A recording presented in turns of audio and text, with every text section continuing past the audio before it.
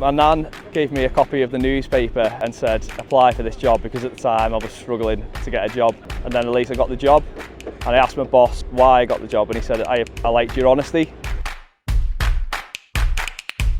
So I've got GCSEs, A-levels, and I've got a degree in quantity surveying. So it's a Bachelor of Science.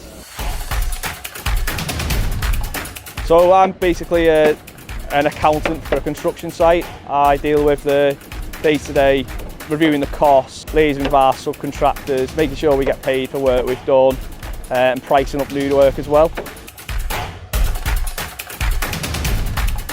I guess it's sort of like leaving a legacy behind of projects you work on, and I think it's that really, just being able to drive past places and feel a sense of pride of something that you've worked on.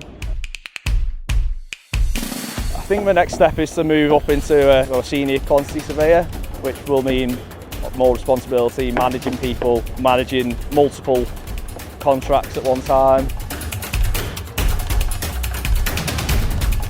Pursue something that you're interested in, what inspires you, what motivates you, and if you find it in this industry, then go for it, because it is rewarding. You can really build yourself a very good career